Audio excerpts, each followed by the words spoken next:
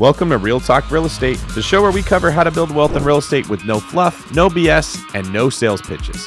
I'm David Green, and I've been doing this for over 10 years. I've seen the ups, the downs, and everything in between. This is the show where we pull back the curtain and show it to you too. So if you want to build wealth through real estate or you just love learning about it, you found your home.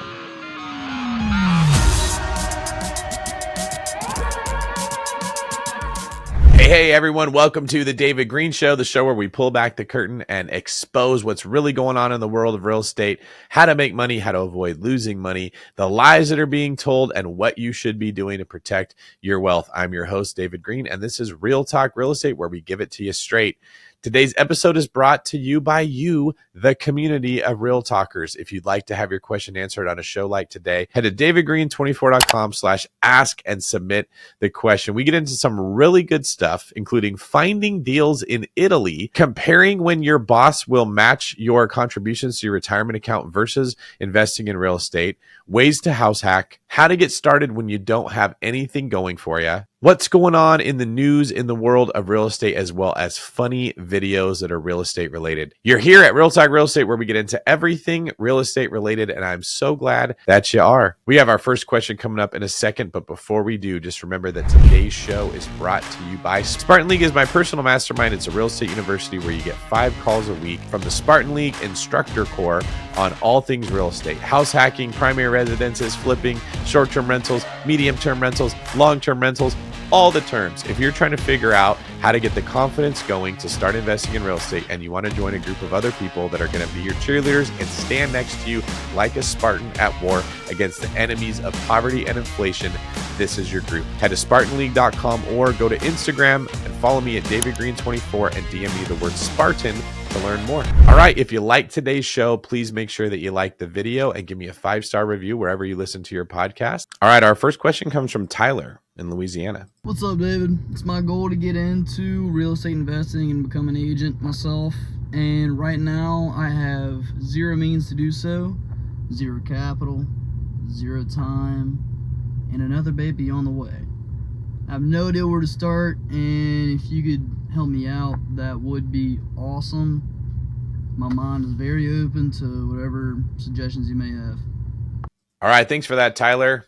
Congratulations on the baby, but I'm going to go out on a limb here and say you're feeling a lot of stress. You're feeling some worry, and you're feeling a buttload. Yes, that is a technical term of pressure, because you're about to be responsible for probably your baby mom as well as this baby. And I don't know if you mentioned another baby, you might have some already. So I feel the situation you're in. You've got dreams you want to accomplish. That's probably why you want to be a real estate agent. You know you have what it takes. You also have this practical side that you have to balance things out, that you got to provide for this family. Before I give you practical advice, I'm going to go with mindset here. There's a phrase that I want you to think about. Whether you believe you can or you can't, you're right. If you believe you can do this, you can do it. If you believe you can't do it, you can't do it.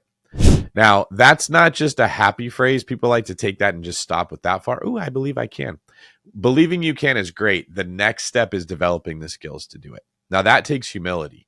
This is where a lot of people have a hard time with success. And I've read my comments when I talk about this. I get angry comments from people.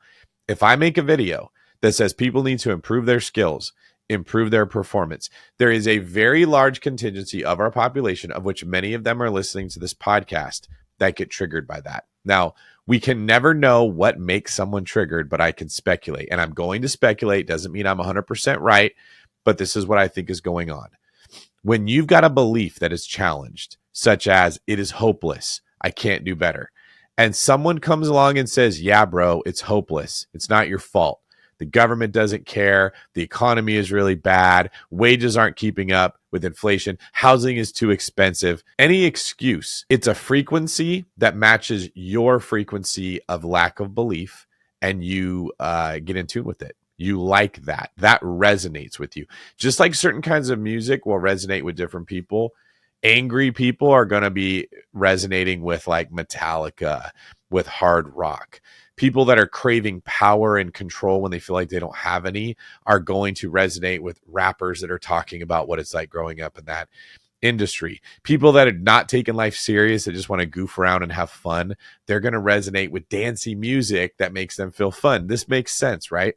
Well, when your frequency is you want someone to help justify why you can't do it, you will find people that say that. They will tell you what they need to tell you to get you to take their course, to get you to vote for them, to get you to follow them on YouTube, whatever their goal is. They'll make the frequency that you tune into, they'll give you the content, you will eat it up with a spoon. When your frequency is different, when you believe it is possible, but you might have to acknowledge it's harder. One of the things I've been talking about is inflation that I've warned about for so long is here.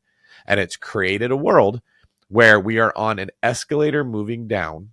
And if you're not taking any action, you're getting more poor. You're getting poorer by doing nothing. If you want to work and walk up the escalator, you might have to do that just to stay even with where you are. And if you want to get ahead in life, you're going to have to work extra hard because you have all these forces working against you. My perspective the last couple of years has been to embrace uncomfortable truths over comforting lies. It is comforting to believe that you're standing on stairs, not an escalator, and you're not moving anywhere. It's not the truth. If that makes people angry that I say it out loud, I said the quiet part out loud, if it triggers people, I don't want to do that. I'm willing to accept it's going to happen. I'm willing to accept there's going to be people in my comments of my videos that are going to be saying, David, you're out of touch, as if I don't understand how hard these things are. David, you don't know what it's like. Wages aren't going up. They're right, because you're not supposed to have the mentality that you are entitled to rising wages. You really shouldn't have the mentality that you're entitled to anything. Entitlement literally means you should have something without having to work for it. That's what entitlement is. A baby is entitled to love from its mother. It shouldn't have to work for its mother to love it. There are some things that we are entitled to. There's other things we're not entitled to. One of the popular things I hear a lot right now is housing is a human right. I'm entitled to housing. It sounds really good to say it. I get it. It sounds so, there's a form of logic that you can follow. It sounds so appealing to say, I need a house to live. Therefore, someone should provide it for me. Here's why that's a comforting lie. Somebody has to build that house, and you're not entitled to their labor, right? You should have the right to build your own shelter. You shouldn't be entitled to someone else building shelter and giving it to you because it's your right. In order for you to have that thing you think is your right, somebody else has to be negatively affected. Now you're trying to control people. That's why when you end up with socialism or communism, you have to force people to be productive. You have to control the populace to get them to give you what you think is your right or what you think you're entitled to. That's the uncomfortable truth underneath the comforting lie. Now, why am I talking about all of this with you, Tyler? Your mindset is going to have to change if you want to make more money. There's no way around it. You got to start with believing you can. Then you have to embrace the humility that you're not enough. I have to embrace this humility every single day. Every time I work out, I am reminded I am not enough. I was not strong enough to lift that weight as many times as I said I wanted to lift it, or as heavy of a weight as I wanted to lift. Every time I go running, I am reminded I am not enough. I cannot run as far as I used to. I cannot run as fast as I used to. And I couldn't run as far as I wanted to when I went running. Every time I go to jujitsu, I'm reminded that I'm not enough. Every time I come into business, I'm reminded I'm not enough. I need to be a better salesperson. I need better systems. I need better models. It never ends. It never ends. I'm constantly having to hire people who come in to work for me, realize it's hard, and then go look for something easier. And I have to hire again. I made the wrong choice. I'm not enough. This is why I'm telling you have to start with humility. If you want to be successful at anything, humility is a necessary ingredient. Just like if you want bread, you need yeast to make it rise. If you want success, you need humility. If you get defensive, if you lash out, if you embrace comforting lies, if you go into denial every single time someone points out something about you that isn't perfect, if you had a highly critical parent when you were little and you learned these traits, it's time to unlearn them. You're not entitled to make the rest of the world work around your issues. You need to adjust yourself to fit the way that the world works. Nobody else cares about why you have these issues. You've got to get over these things. Now, you're in a situation, Tyler, you're probably not going to have a comfortable life. You're going to have a girlfriend or a wife, however your relation is with the mother to your child, that's probably going to be geared to be expecting you to help her out. Then you're going to have the responsibilities of having to provide for them, which means working your job. You may need to get a second job. In addition to getting a second job, you might have to start studying for your realtor's license. In addition to studying for your license, if you get it, you're going to get your teeth kicked in for a year or maybe a couple years as you try to learn the business. And then when you get good at the business of being a real estate agent, you're going to get your teeth kicked in constantly as clients use you for your time and don't pay you, tell you they're going to work with you and then work with somebody else, have you drive them all over the place showing them homes and then don't write an offer or don't write an offer with you. For as much as people criticize real estate agents, of which I am their worst critic, by the way, I am one, it's also true that the people that work with agents can be some of the most disrespectful and selfish people there is. It is the way the world works. People care about their own selves. The way you build wealth is that you find a way to bring value to the people that care about their own selves, and they give you money in exchange for the value that you brought them. That is the simplicity of this. There are people that believe wages should rise because everything else rises. That's an attitude of entitlement, and you've got to fight this attitude every single place that you see it.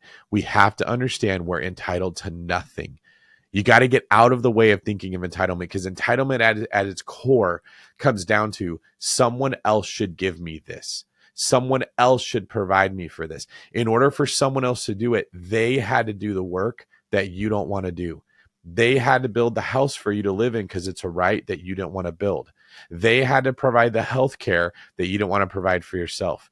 They had to fix your car. They had to do the work to give money to give it to you. Somebody is always having to do the work of productivity to hand it to others. Tyler, what you want is to find yourself in the realm of providing the value. And you don't want to worry about if you're not paid what you're worth. What you want to worry about is, did I learn? Did I gain the skills? Did I gain the confidence? Did I gain the problem solving ability? Okay. Like, your goal isn't to go to the gym every day and lift as light of weights as you possibly can and say you won. So many people go to work every day and say, I want the easiest solution. I want to do the least amount of work possible. And then they pat themselves on the back when they go home because they got out of doing the work. All they did was make themselves weak. And in the world of wealth, in the world of relationships, in the world of anything you want, other people are drawn to strength. They're drawn to what you can do for them. Now, I'm saying this to you, and I'm giving you this little motivational speech, if you want to call it that, because you've got an uphill road in front of you, and you need to be digging deep, deep inside to find the best parts of yourself and strengthen those parts. Your natural talents need to be refined and sharpened. They're not good enough as they are right now, and that's okay. Because when you embrace the path of humility, you're fine saying that you're not good enough right now. You don't run away from that. You don't hide from it. You run into it. You welcome it. You say, I'm not good enough right now, but I'm going to get better from these experiences. You need to be looking for realtors to learn from, construction people to learn from, whatever path you take. You want to find the people that are most excellent at it and emulate and copy everything they do as good as you can. If you can do what I'm telling you, you will find the people that have the wealth, that have the knowledge, that have the experience, that have the power. They will want to bring you into their world, because I'm one of those people that has those things. And I am constantly looking for the people who want to bring those skills into my world, and I can't find them. Do you know what I have a lot of, Tyler? What I have too much of, what I have no need for, and they're everywhere, are people who want to come work for me and get paid as much as they possibly can and put up a lot of boundaries about what they're not going to do. They want me to keep all the risk and them to be entitled to a really good wage without having to solve the problems that I'm trying to solve. And I'm constantly looking for people that can solve the problems. I don't want a person that just says, tell me what to do. I want a person that comes in and says, I've been studying podcasts and this is a way that we can make it better. Someone who says, I'm so busy, I can't take it. I want someone who says, I've gotten really good at my job so I can get more things done in less time. I'm not as busy anymore. That's the person you want to be. That's the person our country needs. That's the person our economy needs. Men, women, children, those are the values that you have to embrace if you want to be good at being productive, which is what makes you good at building wealth. And that's why I said I don't have any practical advice for you in your 30-second video because I didn't get enough information. I've got a lot of mindset advice for you. And if you're hearing this and you're thinking, David, that's not what I wanted, that sounds hard, I don't know what to tell you. Because if you avoid that kind of hard, you're going to have a different kind of hard, which is poverty. and stress and anxiety and bitterness and anger. And then in that place, you're going to be vulnerable and you're going to look for somebody else to make your life easier. And every time you do that, you give up autonomy and agency over yourself. That's what leads to people being overall unhappy. So thank you for submitting this video. Let me have an opportunity to share something with the masses that everybody needs to hear. That entitlement is a virus that sneaks into all of us. We think that we're entitled to certain things in relationships. We think that we're entitled to certain things in the economy. We think that we're entitled to certain things in the culture, and it's all really bad. We can get rid of thinking we're entitled to anything, and we can embrace the struggle of becoming good. We will be able to have everything. All right, next question comes from Ryan in Tyler, Texas. Hi, David. Ryan Haltom here from Tyler, Texas. Thanks for all you do. I have a question about house hacking and the requirement to live in a house hack for a year. I've heard you talk before about how that requirement to live in it for a year is so that I could qualify for another mortgage, not so much a federal requirement or a mortgage requirement. I wanted to dig in on that just a little more if I could.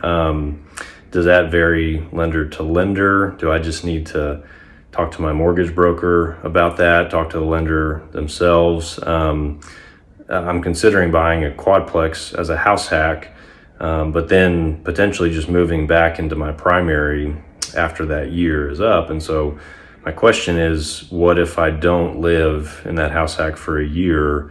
I certainly don't want to commit mortgage fraud. So any advice and help would be appreciated. Thanks. All right. Thanks, Tyler. This is a great question. However, you said you have a mortgage broker. You didn't say that you're using my company, the One Brokerage. And I'm going to need a minute to get myself together right now because I just found out that the love of my life, Tyler Haltom, is cheating on me and he's been seeing another broker. Wasn't expecting this today. Okay, and we're back. I've been to therapy. I've talked about it. I've accepted that not everything is within my control. I have brought peace into my life, Tyler, and I am willing to accept that if you continue to see that other dusty broker over there that's nothing as good as me, you will regret it. Mark my words. All right, enough of the jealous podcast host over here. I haven't studied every requirement of the loan myself, so this is not legal advice. I want to make that clear. I'm giving my best understanding of how this works. If it was me, I would go have one of my loan officers literally look up what you're saying, which your broker should have done. But here's my understanding of it so far. So everybody listening who does come to use the One Brokerage, who does want to be in a relationship with me, and by the way, I'll make you the happiest that you've ever been. That other broker could never be anything close to what I am. Anyways, those people need to hear this information. First off, you are saying that you intend to live in the property for a year. From everything you just told me, that is true. You do intend to live in the property for a year. Second off, if you don't live in the property for a year, that is not committing mortgage fraud. They can't make you stay there. What happens if your neighbor has a really loud dog that barks every single morning at 4:30 and you can't get any sleep? They can't force you to live there. What happens if there's a ton of crime in the area that you weren't expecting and there's gunshots running around and they're coming in through your windows? They can't expect you to live there. And they know that. That's why the rules were written that you have to intend to live there. If you get one of these mortgages and you never intended to live there, you can get caught. You are susceptible to being charged with mortgage fraud. Let me give you an example of this. We had a client that was working with us that told us, I intend to live in the place as a primary residence. We went forward getting him a primary residence loan. The lender did research on this applicant, which they are allowed to do. And they found a post that this person put up saying, I am looking for a roommate of my current house. You will be living with me in this house. Now he's telling the lender, I'm going to be moving into the other one. So either he's lying to the lender about where he's going to live, or he's lying to the roommate that he's looking for about who's going to live with him. It's not illegal to lie to a roommate, although it's bad. It is illegal to lie to the lender. Now, I don't know how that's going to shake out, but what the lender told us is we're not getting the loan for this person. We're not going to fund this thing because we believe he's telling us that he wants a primary residence and he has no intention of doing that. You see how intent is the key phrase here? You're telling me in this video you intend to live in it. So if you don't live in it for the full year, you're not committing mortgage fraud. You do not have to live in the property for a year. A lot of people think that you have to live in the property for a year. You don't. That comes from a misconception based on the fact that you usually do have to wait a year to get another loan. So when we describe the strategy, we say buy a property, live in it for a year, go to the next one. That's because you need to wait a year to get the next loan. It's not because you have to live in the first property for the full year. So hopefully that eases a little bit of your anxiety away. The third point I remember that you asked, you said, hey, do all lenders have the same requirement? Most of the time, yes. This is why when you're getting a conventional loan, which is where your cheapest rates are going to be, and it's a primary residence, which is the cheapest of the conventional loans, all of those loans are, when we say conventional, they operate by almost all the same guidelines that are put in place by Fannie Mae and Freddie Mac, because Fannie and Freddie are the companies that will buy these loans from whoever gave you the loan. So they say, here's our requirements. We don't want a loan if they don't intend to live in it for a year. So whatever lender it is that put it together with you, that lying, cheating scumbag of a broker that you're cheating on me with, they're going to sell that to Fannie Mae and Freddie Mac just like we would. So yeah, almost all lenders are going to have this same requirement because all of these loans go to the same place.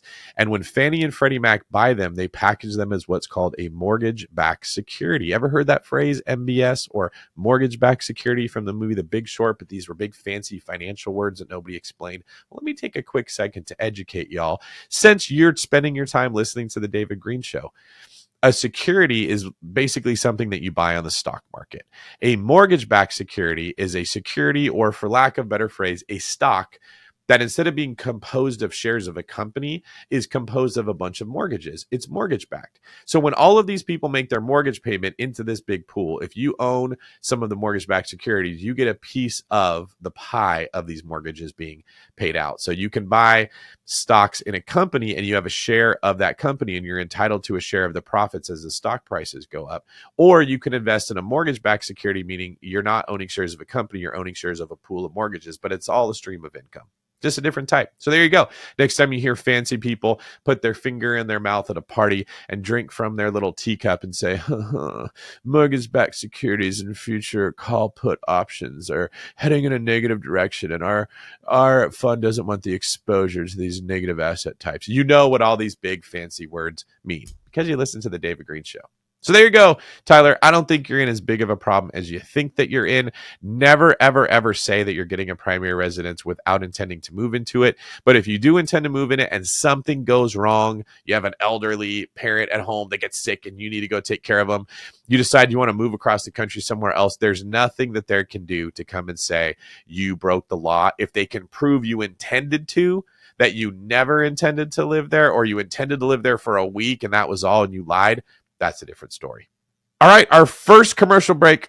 And today's show is sponsored by my mortgage company, The One Brokerage. We're simply the best. Head over to theonebrokerage.com or DM me and say, David, I'd love to be put in touch with one of your loan officers, and I will get in touch with you. Also, public service announcement. If you ever DM me and I don't reply, it might be because an auto reply happened on Instagram, and that checks your message as read, so I don't see it. So make sure that you send me another one if you happen to get an auto reply on Instagram. We have conventional loans, DSCR loans, non-conventional loans, bridge loans, rehab loans for fix and flips or burrs, HELOCs, all kinds of loan products, and our rates are really, really good. Send me a message or reach out directly to intake@theonebrokerage.com and let us finance your real estate. Hey, what's up, David? Thanks for taking my question. I wanted to ask you about structuring a deal with cash partners and what the equity split should be. So we just finished up a buy and hold renovation on a single family in Tacoma area. We paid about $328,000 for the house, about $50,000 into the renovation, so total cost $378,000. Again, all cash. The question is, when you're working with cash partners that provided all the cash, what should the equity split be? So we had initially landed on 66% of net equity going back to the cash investors and 33% as my fee for managing the renovation and the rental. Just want to know what you think of that. And secondly, since it's all trapped equity, how should I go about planning to access that equity at some point to deploy in future investments? Thanks. All right, Tyler, great question there. Let's start off. One of the things you said was, what should my split be? It's at 66% to the cash partners, 33% to you as the operator. I don't like the word should. Here's why. Should tends to refer to a moral standard. Moral standards are based on fairness in a lot of ways. Fairness is subjective. Okay. Like it's always easy to make an argument that you're a victim of something, and the appeal is it's not fair. Here's the problem. How do you decide what's fair, right? When they say that rich people need to pay their fair share of the taxes, how do we know what that is? It almost always means they're not paying enough, so we need to get them to pay more. Is that bad? No, it could be good. But like, what's the impact of that? If we tax rich people 95% and they just stop working and they don't make any money, sure, you can make an argument it was fair that they had to pay 95%, but now you're getting nothing. They're not making any payments at all. It's always going to be a case. I think about every argument you've ever been in with a partner, with your spouse, with anyone, and they're going to say it's not fair. That's why I don't like should. Should always appeals to that. Now, if you're happy doing this for 33%, and if you think that's the best that you can do or it's a good situation, keep doing it. I wouldn't worry about what you should be getting paid. I would also, though, say, why wouldn't you just borrow the money from the one brokerage? We have rehab loans where you could borrow 90% of the purchase price of the house and 90% of the rehab. Okay, I just bought a house and rehabbed it for a total of $30,000, and the house is going to be worth $400,000 when I'm done, and I'm going to make about $100,000 of equity, whether I keep it or whether I sell it. I haven't decided yet, right? But like from that perspective, why are you giving away 66% of the profits when you could be borrowing the money and you'd have a higher operating cost, but you'd be keeping 100% of the profits? Just something that you might want to think about. Now, the last piece of this puzzle was, where should you put the money? I think that is a good question, but I don't know how to answer that. You got to figure out where the next deal is going to be coming from. I would recommend, though, that you reach out to us and you ask about our bridge loans, and we help you find a market where we figure out how much you can borrow based on what your down payment money would be. And you figure out where you could get the most bang for your buck in that market. In today's market, what I'm finding is cash flow is the hardest thing to find. If cash flow is the hardest thing to find, BRRRRs are going to be difficult because in the end, you need a cash flowing property. Buy and hold investing overall is going to be difficult because in the end, you need a cash flowing property. That doesn't mean equity is bad. Equity is actually probably at an all-time high as far as the ease of how you can accumulate it. So if that's the case, you're in a market where flipping makes a ton of sense because flipping is all about creating equity. Cash flow doesn't even come into the equation. That's why you're seeing so many real estate investors transitioning into flipping, especially those that were rehab heavy, because they're recognizing that, hey, it doesn't matter what I want. It matters what the market's going to give me. Right now, the market's giving equity. So I'm going to pursue strategies that take advantage of that, which is why I just keep saying it's okay if it doesn't have cash flow. I'm not saying it's okay to buy a property that's bleeding money every month. You shouldn't be buying them. You should be looking for strategies that don't rely on the cash flow. You should be relying on the equity, in which case I think you should consider flipping and not having to worry about needing the partners. And then if they see what you're doing and they want a piece of it, be like, hey, you guys are welcome to come back. I'll give you 33% of the profits and I'll keep 66%, suckers. All right, Tyler, thank you for that. Moving on, we've got a question from Clayton in Tampa. I'm 27. Oh, and by the way, everybody, if you are listening to this and you're a person of faith, please consider praying for the people of Tampa, Florida, and doing whatever you can to help. They had a nasty hurricane that recently went through. Tons of damage was done. Lots of money is going to be spent. Lots of hardship that people are having to go through. And of course, it's going to make insurance costs even higher where they're already really high in Florida. I made a couple of videos talking about rising insurance costs, which you can find on YouTube. I'd recommend you check them out when you're done listening to today's show. But even if you've already listened to those, please make sure you keep Tampa in your prayers as these hurricanes can be gnarly. I'm 27 and at the beginning of my investing journey. I house hack my townhouse and pay half of my $1,900 a month mortgage, and I have $100,000 of equity built up. Other than that, I'm debt free. I take my company match at 6% in my 403B and I max my Roth IRA.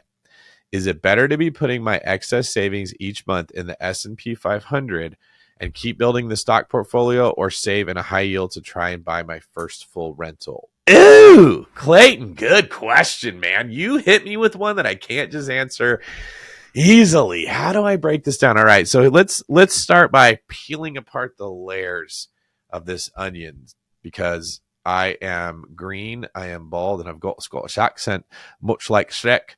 And as Shrek said, ogres are onions. They've got layers. All right, if you put the money into this, I really like the match option where you're getting a 6% return and your company is matching the money. This is going to be really hard to beat if people are giving you free money. Okay, that's the upside. You're getting free money to put it in a 6% yield account. The 6% doesn't really get me going, but the match does. Now, I would wonder, because the downside is you can't get the money out. Will they let you use it to invest in real estate? That's one question we're going to have to kind of set off to the side a little bit, peel the layer off the onion, put it off on the cutting board over here. All right.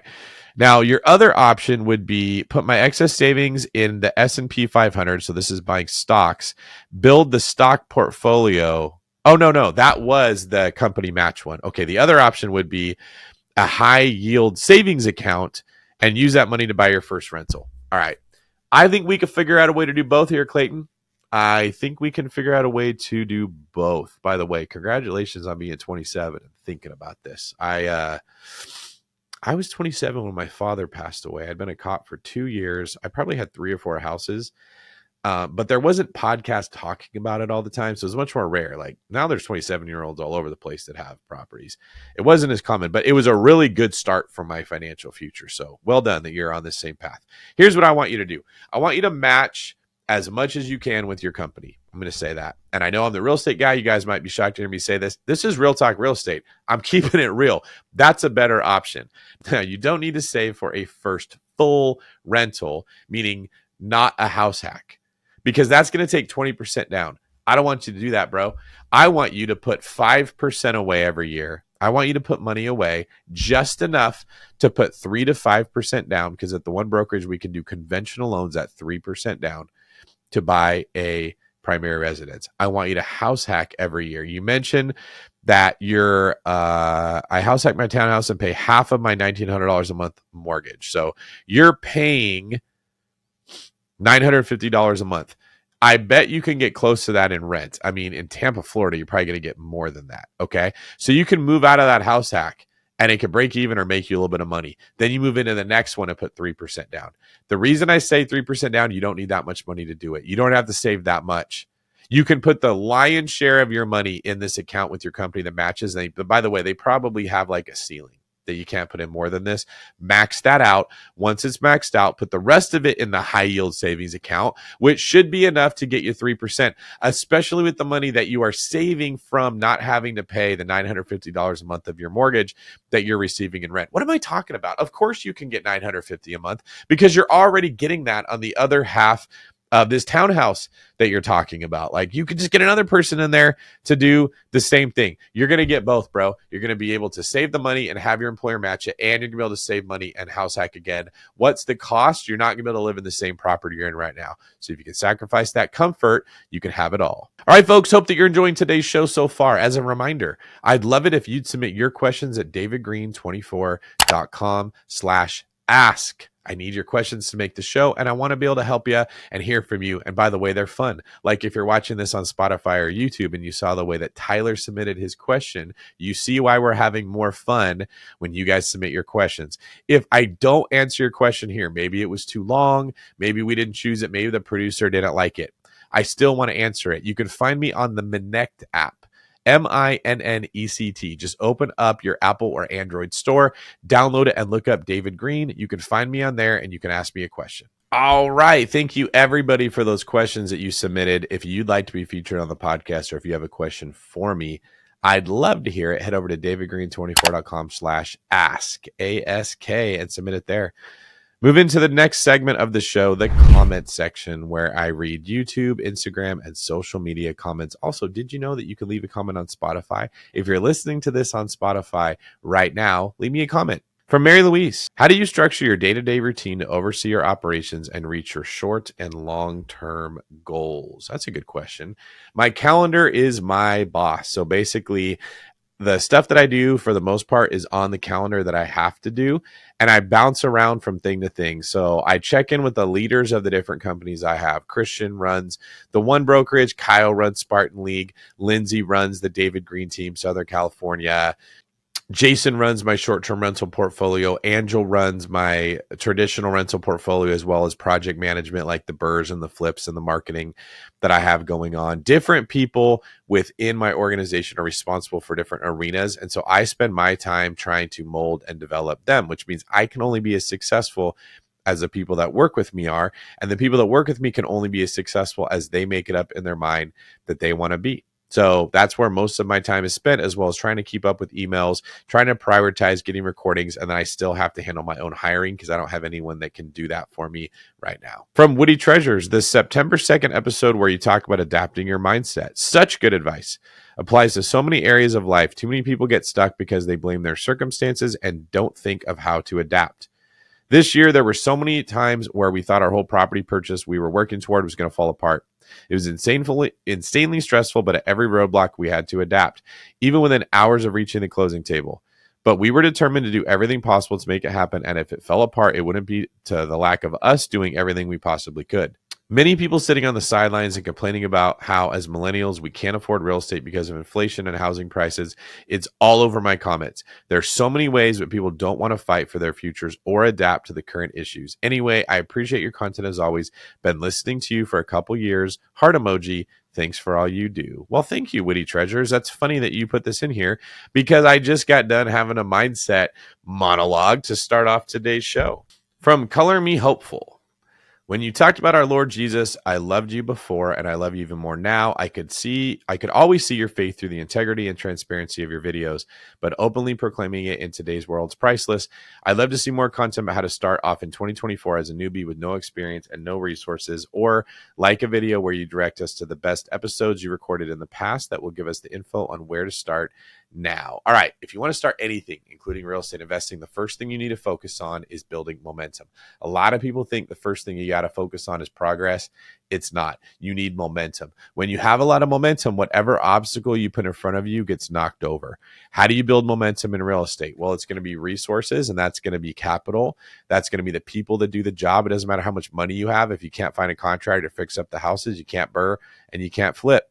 It's going to be knowledge, which you're going to get from listening to podcasts like this, as well as other people that make good content out there. And then it's going to be confidence. You really got to learn how to build up your confidence so you recognize the right deal, you avoid the wrong deals, you get the right people helping you. If you're having a hard time building capital, you need to read Pillars of Wealth. That's about how to make more money, save more money, and invest the difference. It's not a popular concept because most people want to learn how to invest without money. Personally, I just think that's toxic. I'm not a fan of taking other people's money and risking it because you don't have your own. I think if you don't have your own money, let's start there and let's talk about how we can get you some more of it. Just like if you're not fit, let's talk about how we can get you healthier and more fit. Another way that you can build capital is through equity. That's getting your foot in the door. That's just getting your little crack that you can get in there. Can you house hack? You can house hack with 3% down, people. At the One Brokerage, we routinely do loans for 3% down. That means if you want to buy an $800,000 house, you just need 24 grand. If you want to buy a $500,000 house, you just need 15 grand. If you want to buy a $300,000 house, you just need $9,000. It can happen. It can happen. It's not going to be easy. It's not going to be comfortable. But when you're trying to build momentum, it never is. So there you go. Color Me Hopeful. Think about momentum getting started. From Ismaya Layar. I know how to generate leads. You have to put yourself out there and make it known you're looking to buy houses. But man, I have so much concern and guilt with telling people about my investment goals who are in the church and in my job. I feel I would be looked at differently. I still can't seem to shake that perceived image off. Did you struggle with that by chance? Yeah.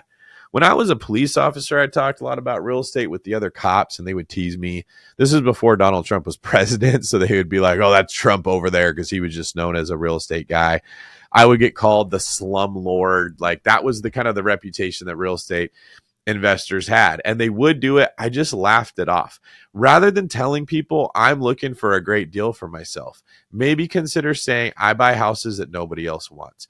I buy houses and make it easier for the buyer. I'd probably tell other people that. Do you know anybody with a death in the family that has a house that they need to sell? I would just find a way to phrase this so that you can tell people that your job is that you buy houses, not that you're a greedy real estate investor looking to take advantage of people. From Teresa. I'm glad you stayed doing this show. Your real estate and loan teams helped me with my last investment. I cannot wait for the next house hack. Boom. Thank you, Teresa. I love hearing this. You guys can tell I get really excited when someone uses my real estate agents or my loan team, because that is literally the reason I spend all this money and all this time to make these podcasts. So thank you very much for that. From Jesse Sanchez, how do I become more familiar with the lingo? Like take real estate classes? No, you're not going to learn anything from that. You got to comment on these YouTube videos. What do these words mean? And listen to every single episode that I put out. You'll pick it up if you're just around it long enough. All right, getting out of the comment section and into the real news report. In this segment of the show, I share with you relevant news going on in the world of real estate today. First article, there's a decline on Wall Street. The Japanese index advanced more than 3,300 points, not quite making up for the huge loss of more than 4,400 points the day before, where it plunged 12.4% in a single day decline, the worst since 1987. The scary Monday started with a plunge abroad reminiscent of 1987's crash swept around the world and pummeled Wall Street with more steep losses as fears worsened about a slowing U.S. economy. So this isn't just rumors of me talking about it. This is other countries that are paying attention to this too. The drops were the latest in a global sell-off that began last week, and it was the first chance for traders in Tokyo to react to Friday's report showing U.S. employers slowed their hiring last month by much more than economists expected. That was the latest piece of data on the U.S. economy to come in weaker than expected, and it's all raised fear the Fed Reserve has pressed the brakes on the U.S. economy by too much for too long through high interest rates in hopes of stifling inflation. Professional investors caution that some technical factors could be amplifying the action in markets and that the drops may be overdone, but the losses were still neck snapping. Well, what do we have here? We printed a whole bunch of money during COVID when we shut the country down. I told everybody this was going to cause inflation. It did. It just takes a while for that inflation to come. Now bread, meat, eggs, groceries, gas, food, cars, housing, rent, all of it is getting more and more expensive. In order to try to stop that, because it's very unpopular politically when we're becoming more poor because everything costs more, the Fed comes in and says we're going to raise rates to slow down the price of things going up. The unfortunate side effect of that is you get more inflation because people spend less money, which means companies have less revenue coming in, which means they need less employees to do less stuff. And you also get housing and cars become even more expensive, even though the price of them didn't go up. The cost to finance them did. So in order to combat all the inflation from the money that we printed, we had to raise rates, which created a new problem. And as other countries see this going on, they go, oh, this is not good. America screwed things up. Their economies are affected as well, which is why I had this sell-off in the Japanese stock market. Next up, California to give down payments to illegal immigrants. Say it ain't so. The Senate passes a bill to give home loan down payments to illegal immigrants. Assembly Bill 1840, authored by Assemblyman Joaquin Arambula, would expand eligibility of the California Dream for All program to be renamed under the bill to be the Home Purchase Assistance Program, or HPAP, and remove any disqualifications based on an applicant's immigration status. If approved, illegal immigrants can enter the lottery system under the program that gives 20% in down payment assistance up to $150,000. This year, out of 18,000 people who applied to the California Dream for All program, only 1,700 were chosen. The bill would greatly expand the number of applicants due to the California Dream program targeting low to middle income first-time buyers. But David, I'm not an illegal immigrant. But David, I'm not applying for this program. Why are you wasting my time talking about it on the David Green Show? Well, let me tell you. The last time that this program passed and the government gave free down payment assistance to a bunch of people, it flooded the California real estate market with even more offers. As more offers come up, and by the way, hardly any sellers ever took these. They didn't like it because the buyers didn't have much cash in the bank, which means that they're much more likely to back out of the deal when the inspection report comes back. So they still sell to the person not using the down payment program. But what happens is you get an extra 5 or 6 offers that come rushing in because they're getting free money from the government to buy, which means the person that was going to get the house anyway just has to pay more. What does that do? It pushes home prices higher. What does that do for affordability? It brings it lower. Every time you have something like this happen where the government says, hey, this will be fun, let's give people free money, it makes housing more expensive, which negatively impacts that same income group that needed the down payment assistance in the first place. Now, good news, there was an update to this and it was shot down. They didn't offer the benefits of this program to the people that were undocumented. However, that is just a political talking point. It really has very little impact on the practicality of this program. There's not a ton of people that are here illegally that are going to get free money to go buy a house. It's not going to happen in reality, but this program is bringing more people into the housing market and increasing competition for the already too low supply of homes. And that brings us back to the real answer.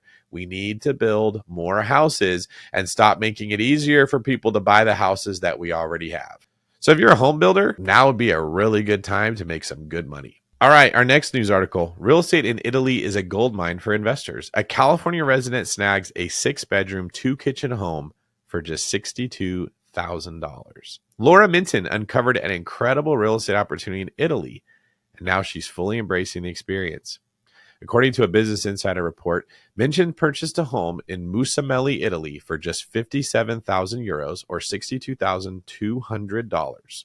After a complete renovation, she's invested around 70,000 euros total, a remarkable deal for a 3,000 square foot house with 6 bedrooms and 2 kitchens, proving that dreams of owning a beautiful home in Italy can be within reach. Her primary residence in California, and the cost comparison is almost unbelievable. Her California home is valued at $504,000 and it's 1,500 square feet and has 3 bedrooms. That's right, it costs over 8 times more than the house in Italy, and it's half the size.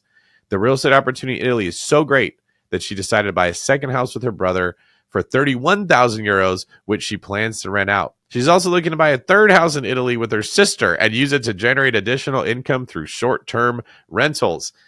Minton says, I'll rent out my house in California for the next 15 to 20 years, and when I want to come back, I'll still have my house there waiting for me. Minton shouldn't have a problem bringing in thousands of dollars a month renting her $500,000 house in California. Combined with her rental plans in Italy, she should be able to live comfortably off of rental income. She's planning to retire in about 2 years. As the U.S. has messed up our economy and our housing industry, U.S. money is moving into other countries like Italy, where people are able to get houses a lot cheaper. Now, as you're sitting here thinking, ooh, I'll get my hands on some of that Italian casas, something to think about. Financing is very different over there. She's probably buying these houses for cash. It's possible to get financing there, but you're not putting 5% down. You're not putting 20% down. You're often putting much more than that. But hey, if you're buying a house for $62,000, not a bad deal, right? 3,000 square feet. It's going to need a big renovation. But hey, if you're willing to travel and you're working remote, might not be a bad idea to start looking into some of these other countries. All right, moving on to our next segment of the show. This is Viral Clips of the Week. So you want to be a millionaire? Well, listen up, Investment Circle. Today we're talking about apartment complexes. Apartment complexes are bigger than houses and good. So step one to entering the apartment complex industry is you're going to want to buy 2 to 3 apartment complexes. So now all of a sudden you own 2 or 3 apartment complexes, just like that. So it's good. Then what you're going to want to do is, instead of immediately renting out each apartment complex, what you're going to do is you're going to multiply the units by 3. So that means that you're gonna have 3 times as many values inside of the apartment complex. And these are paying you money, mind you. So that's gonna be a lot of money that's coming into your accounts and also for your sharing holders. So definitely buy those apartment complexes and then turn around, rent them times 3, and you will start building wealth big. So follow me for more. Your sharing holders. There you go, folks. That's why you don't need to listen to the David Green Show. There's plenty of free advice on X and TikTok just like this. Just do better. That's all you got to do. Good stuff there. I live in California, which makes my soul hurt every time I even think about it. And I contemplated moving out of California on numerous occasions, strictly for the taxes. And then I would get mad at myself of like, it's not about money. This is like your home and like your legacy. And then you become such a mastery of time, energy, and money, and you understand your post-tax efficiency of what you're earning per hour. And when you look at that California number, it ain't worth it. This weather ain't worth it. It rained all winter. It ain't worth it. But I'm here, and I'm not moving. I just got to continue to bite the bullet on that. Oh, where do I go with this one? Yeah, those California taxes ain't fun. And in a lot of ways, it's not worth it. I think a lot of us are still here because of family, but I'm leaving. I'm leaving probably before the year's over. And I'll still have some places here that I can come visit. I still have family here. There's still a lot of things about California that I like. But there's a lot of things that I don't like anymore, and I don't think I can take it anymore. So I'll be leaving the state. Let's say I had to have $60,000. You go to a bank and you say, I need $61,000. They then say, okay, here's your credit. This is what we'll give you or won't give you. Or do you have an asset that we could leverage against? Well, what do you think that I used as my asset? I used my paintings. Yeah. I said, well, I have these paintings. What people don't know is anytime I did a painting, I would have it appraised. And once it was appraised, I could then get insurance on it. So when the bank seen it, they were like, okay, we'll give you $60,000.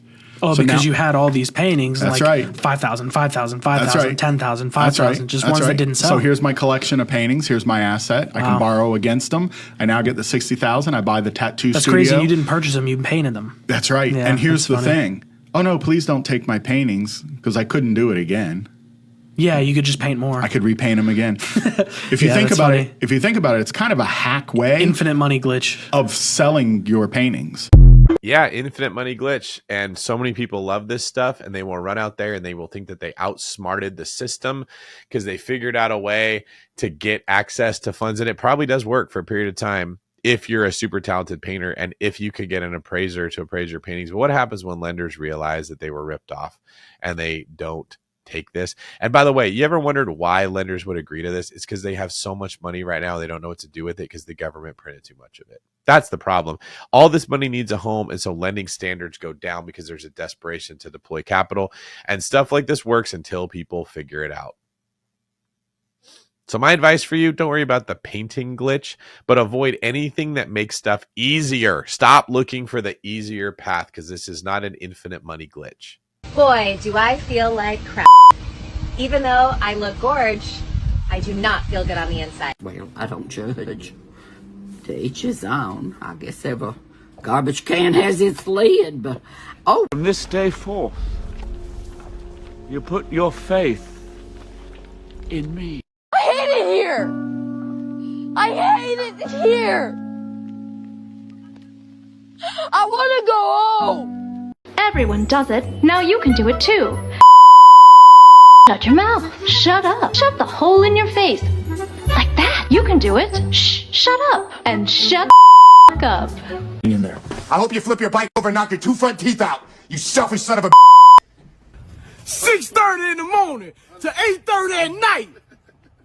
Don't play with me, man. I go get him. Please go away. Let me sleep for the love of God. Our future's so bright, we gotta wear shades, Mini-Me. This has been if real estate agents said out loud what they really think. And I will tell you, the most unhealthy I've been, the most stressed I have been, the most overweight that I have been, the worst times was when I was a top producing real estate agent selling a lot of houses. I don't think that's the case for everybody. I was not equipped for the level of communication and emotional empathy that you have to have with that many clients. I am much better in the broker role, in the educator role, in the systems role, providing direction for real estate agents that like having that much interaction. I was not the guy that wanted my phone ringing as much as it does. And it really does make you as crazy as the people in these videos. At least it did for me. A lot of people ask me if my client used another realtor, if I would be mad. The answer is yes, I would be pissed. And all y'all doing is just trying to say you know, you're lying. Don't say you're sorry now. Good night. Real talk right there. If you guys say that you're my friend, if you're a supporter of me, if you consume my free content, and then you don't come to the David Green team or the One Brokerage to get a house, just consider that you just slapped me in the face. And it's only because I love Jesus that I turn the other cheek. All right, moving on to the next segment of our show. It is the sneak peek section where I share a little snippet of something I'm working on. I'm putting together a accelerator course for real estate agents to help them sell more homes, where I teach the systems, the models, the scripts, the protocol that we use on the David Green team. We get rave reviews about this every single time we do it. And I want to recommend you, if you are a real estate agent or you know one or love one, to head to davidgreen24.com/agent and check it out. All right, everybody, that is our show for today. We talked about masterminds, what to look for in a mastermind. We talked about the mindset needed to succeed. We talked about the toxicity of entitlement and why you want to avoid it if you want to be successful. We talked about buying real estate in Italy And we talked about the Fed, its dual mandates, what's happening in Japan. You got a little bit of everything today, and I'm really glad you were here. Remember, in order to make shows like this, I need your help. Seriously. Please head to davidgreen24.com/ask and submit your questions there so we can continue to make these Seeing Green style podcasts. And please DM me on Instagram if you have any questions I didn't get to today. You can also leave a comment if you're listening to this on YouTube or Spotify. I do my best to read all of them. Thanks, everybody. If you've got a second, check out another episode of the David Green Team. And if not, I'll see you next week. Thanks for listening to Real Talk Real Estate. If you would like to be featured on the podcast, I'd love to have you. Visit davidgreen24.com/ask and submit your question there. Also, please do me a huge favor and share the show with someone that you love that you think would benefit from this message. And make sure you're subscribed to get notified for future episodes. If you want to reach out directly, you can also DM me on Instagram or social media and check out davidgreen24.com.